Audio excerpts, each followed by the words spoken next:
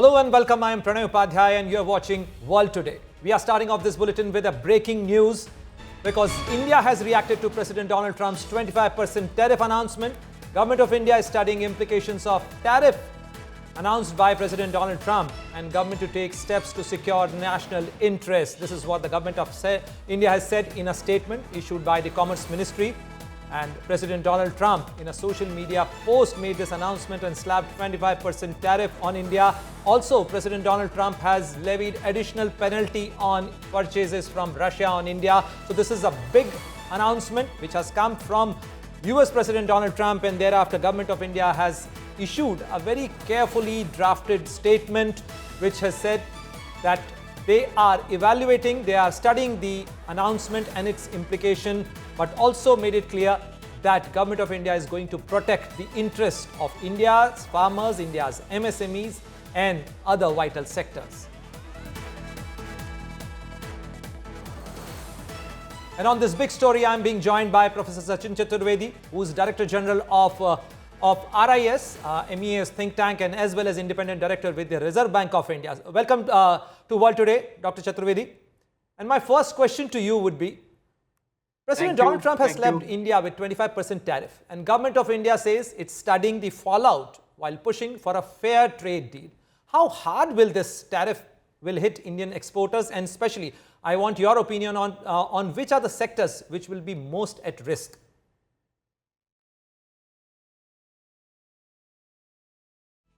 Studied in terms of what the implications are, how we view them, what are the sectors that would have absorptive capacity of enhanced tariff, what are the implications in terms of market share and also our competitiveness. It would also be determined, don't forget, vis-a-vis other countries which are also facing tariffs in similar enhanced zone. So that, I think, would be important for us. In next few days, implications would be out in terms of, as I said, absorptive capacity of respective sectors. Like, for instance, pharmaceutical sector has resilience to absorb up to 30 to 35%, while automobile sectors in the agriculture processed food, which is almost 29% of our total trade. We also have pharmaceutical, which is much higher, automobile parts and components. So these are some of the sectors where absorptive capacity is rather less for this enhanced tariff. So our competitiveness would be affected, but we are not alone in the market who's facing these tariffs. There are other countries which have 20%, which have 25%, even in some cases 30%, and of course Japan and EU at 15%. But definitely, Professor Chaturvedi, this certainly impacts our competitiveness. But going ahead, India's economy is one of the fastest growing economy in the world. But these tariffs are certainly going to hurt our interest. With India wanting to protect its farmers and small businesses, this could push them to lean more. Are we leaning more towards the EU and ASEAN or other alternative markets if we have to lose the US market? Yes, Pranay, you are absolutely right. India has already started diversifying with open trade policy. And this is Prime Minister's own emphasis in terms of how India should go for free trade agreements. And I think that would enhance not only our being part of international value chains, but would also give additional impetus to our trade, investment, and technology connect. The idea in terms of our partnership with Africa, with ASEAN, but more importantly, the recent FTAs that we have signed with the UAE, the idea of expanding the India, Middle East, Europe economic corridor, and also the FTA. Obviously, there are various ideas on table for Government of India, and there are various options being explored right now. Professor Chaturvedi, please stay with me. We are moving on to the big story here because it is very important for us to understand what are the implications of it. In a dramatic escalation of trade tensions, United States President Donald Trump has announced a sweeping 25% tariff on all Indian goods imported into the United States, effective August 1st. And in a post on his social media platform, Truth Social, President Donald Trump has accused India on imposing high tariffs and maintaining what he called as a strenuous and obnoxious non-monetary trade barriers. And he also cited India's continued reliance on Russian military and energy imports as grounds for additional penalties. The move comes despite ongoing trade negotiations and recent diplomatic overtures, casting a shadow over hopes for a breakthrough deal in the coming weeks.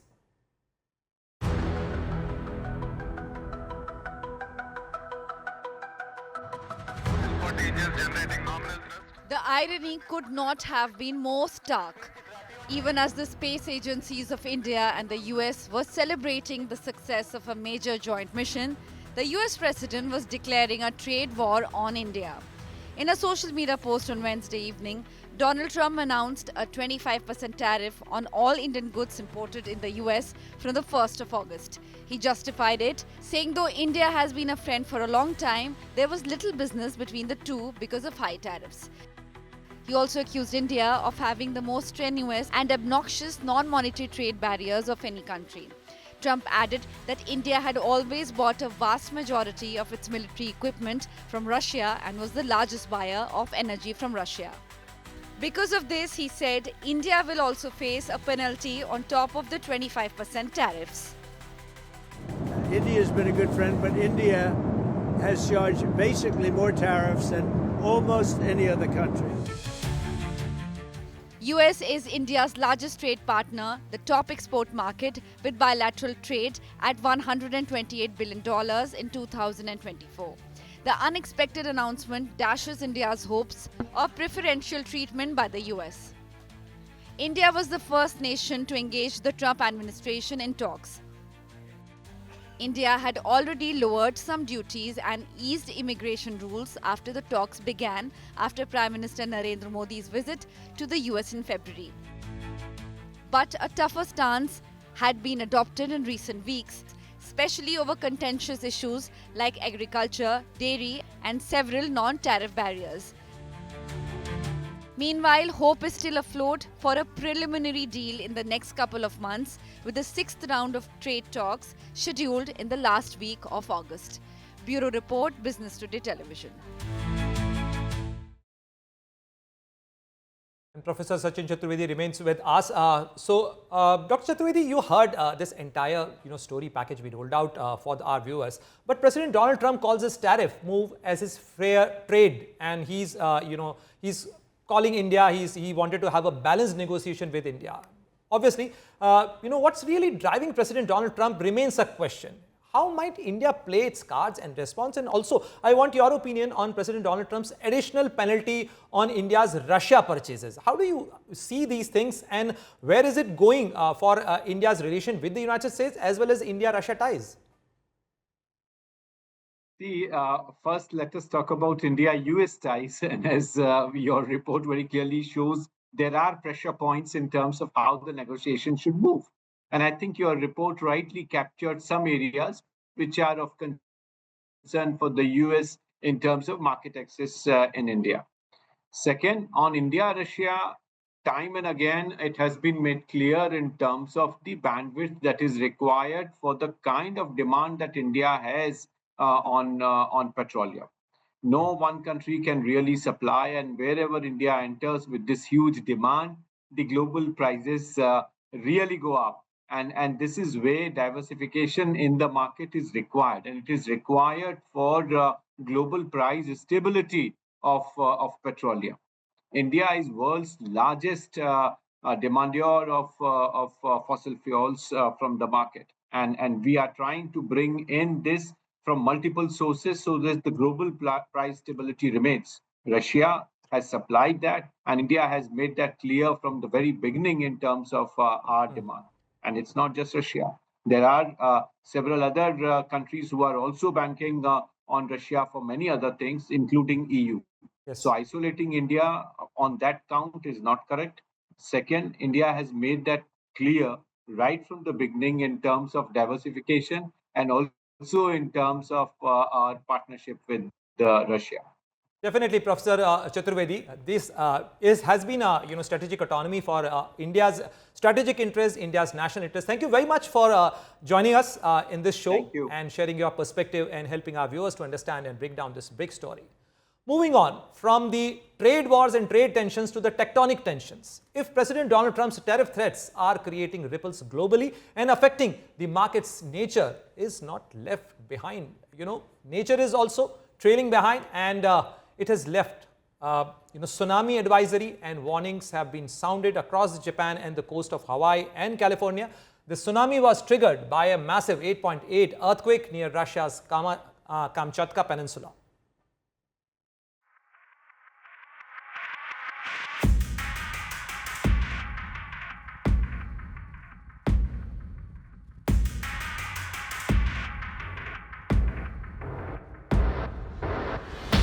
Climate change has wreaked havoc across the globe. From flash floods to heat wave to wildfires and tsunami. The world is suffering the wrath that nature has unleashed. The most recent being the tsunami alerts ringing across Japan's Pacific coast, where more than 2 million people have been ordered to evacuate.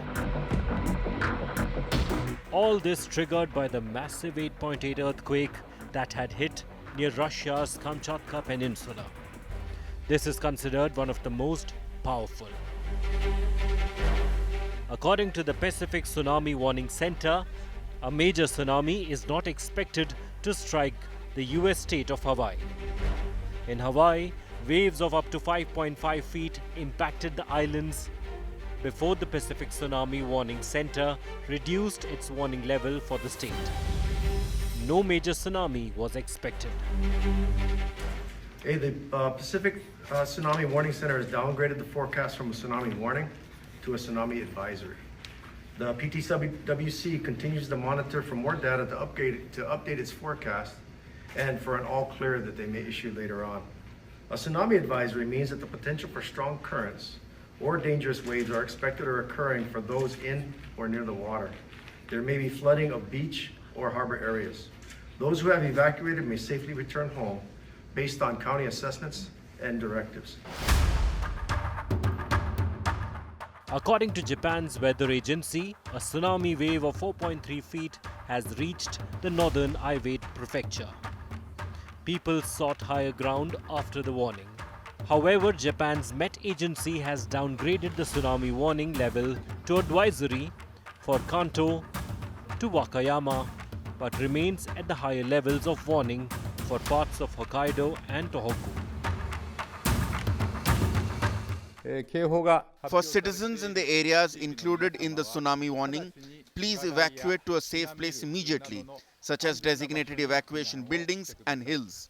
We are receiving reports and currently monitoring for any details of damage or casualties. Meanwhile, workers had evacuated the stricken Fukushima nuclear power plant. The plant was the site of a meltdown following the March 11, 2011 earthquake, when more than 15,000 people died after a 9.0 magnitude tremor triggered a massive tsunami that tore through the plant and caused a radioactive disaster. Drone footage showed tsunami waves flooding a Russian coastal town following the earthquake. Regional officials and Russia's emergency ministry said tsunami waves struck parts of Kamchatka, partially flooding the port and a fish processing plant. In life-threatening situations where buildings have been damaged, we will provide temporary shelters in the shortest possible time because safety is our main priority.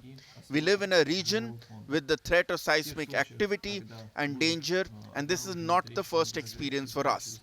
I am calling on everyone to stay calm and not to panic. Please only trust official information. All services are working at the highest level, and in case of discovery of widespread damage to buildings and other high-risk factors, please contact hotlines and emergency hotlines. But experts say this will not cause mass devastation. The Ring of Fire is a horseshoe-shaped geological zone along the edges of the Pacific Ocean. It is prone to earthquakes and tsunamis because it lies at the boundaries of multiple tectonic plates, including the massive Pacific plate and several surrounding smaller plates. Been a significant earthquake happening on the Kamchatka Peninsula of Russia. That's the sort of part of Russia north of China that extends into the Pacific Sea. And this is on what we call the Pacific Ring of Fire. It's not huge. It's not one that's going to cause mass devastation, but it will cause coastal flooding and it will cause damage. And it does put lives at risk if people don't move to high ground. And that's the key message. Once you hear the warnings, the Pacific is very good at tracking tsunamis.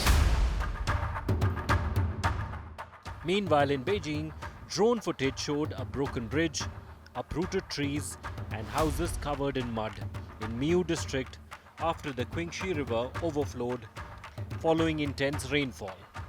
Extreme weather has killed at least 30 people in Beijing, forcing the relocation of more than 80,000 people. Shanghai has relocated more than 280,000 people, halted ferry services and hundreds of flights, and imposed speed limits on roads and railways as a tropical storm whipped eastern China with gales and heavy rain. In another nature's fury, 150 member of the Spanish military emergency unit tried to bring a wildfire in the Cáceres region under control. According to local media, over 200 residents in the Las Herdes area were evacuated. With Mahashweta Talala, Bureau Report, India Today. From natural calamity and disaster, let's move on and talk about human disaster. The humanitarian crisis in Gaza has worsened over the days. After France, now the United Kingdom has announced to recognize Palestinian state in September, unless the Israeli government takes substantive steps to end the appalling situation in Gaza. Here is a report.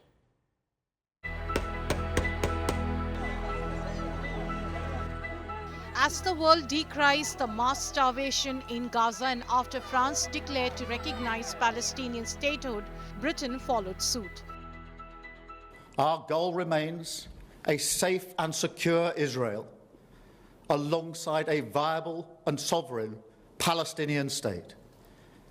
But right now, that goal is under pressure like never before.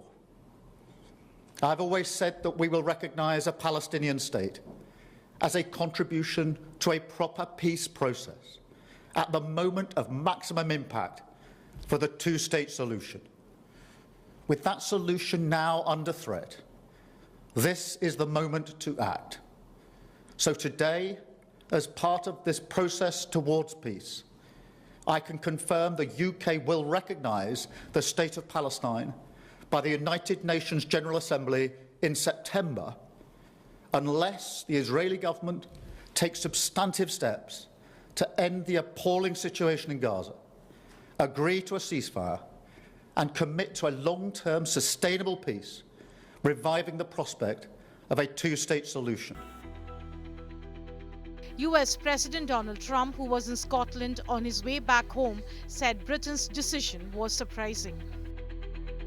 Can we ask about that, please? On Gaza, Sir Keir Starmer has just announced the UK will recognise Palestinian sovereignty in September. If Israel does not commit to a ceasefire, ease the suffering in Gaza and commit to a long-term solution that would deliver the two-state solution in the Middle East. Did you know that was coming? No, we never discussed it, surprisingly. It was never really discussed. Maybe a little bit at the news conference, but he was sort of discussing it with you. We never did discuss it, and we have no view on that. We're going to get a lot of money to the area so they can get some food. Israel's Prime Minister Benjamin Netanyahu condemned Keir Starmer's decision and said it rewarded Hamas' monstrous terrorism and punishes its victims. United Kingdom's Secretary of State for Foreign, Commonwealth and Development Affairs, David Lammy, during a high-level international conference on the peaceful settlement of the question of Palestine and the implementation of the two-state solution, urged Israel to end the humanitarian crisis in Gaza. It also asked Israel to commit to a long-term and sustainable peace.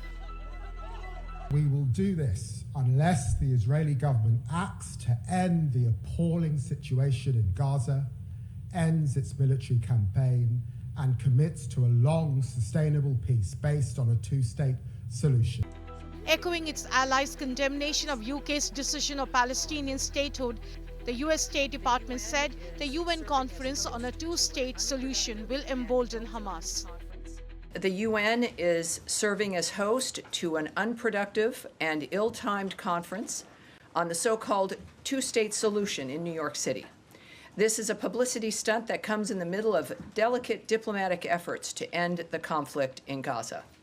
Far from promoting peace, the conference will prolong the war, will embolden Hamas, and reward its obstruction and undermine real-world efforts to achieve real peace.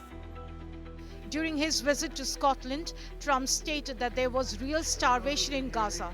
This, he said, after Israeli Prime Minister Benjamin Netanyahu insisted that there was no such thing.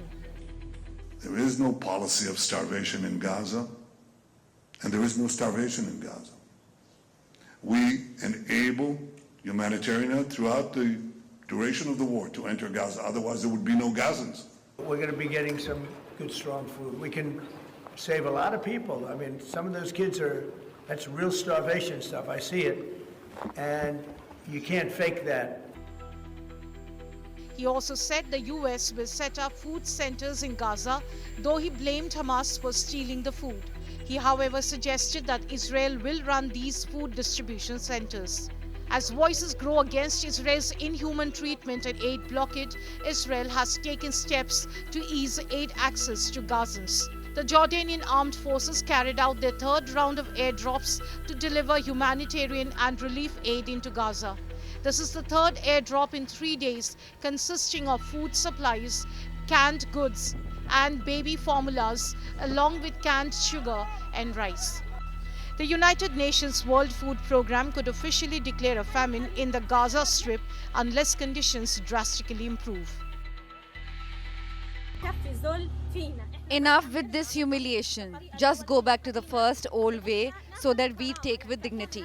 This parcel comes to us and it's not even worth us running after it and dying. Fall on the people's tents, their homes, people fighting each other, holding knives. It is not worth it. If it was worth it, we would ask you to, yes, drop. But no, we are totally against this. I'm talking on behalf of myself and the entire Gaza Strip. The Nasser's Hospital Child Malnutrition Ward is one of only 4 centers left in Gaza able to treat the most dangerously hungry children. Though Israeli officials claim that most of the death is not due to starvation but pre-existing illness, the hospital says that the malnourished children don't have any pre-existing health issues. Mahashweta Lala, Bureau Report, India Today. Moving on further, now let's talk about yet another controversy being bothering President Donald Trump and his administration. In yet another twist in the Trump-Epstein saga, a new revelation has surfaced.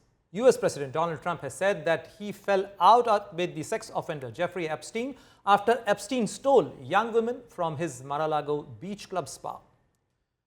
On his return from Scotland, President Donald Trump made the remark as he faced more questions on Epstein. This also comes at a time when Epstein co-conspirator Ghislaine Maxwell has expressed her willingness to testify before the Congress. As clamor for disclosing more facts about the Epstein case grows, a House of Representatives committee subpoenaed Maxwell to testify on August 11. Maxwell is serving 20 years prison sentence. The Trump administration has been trying to counter repeated questions on President's relation with Epstein. Pressure has been growing for the release of Epstein files and the client list, which, according to a memo released by the Department of Justice and FBI, does not exist. But this is in contrast to the claims made by the US Attorney General Pam Bondi, who earlier during an interview said that the client list was sitting on the desk. Ran stories at the time he threw him out of Mar-a-Lago. Can you settle that? What was it about? What caused the breach with him? That's such old history.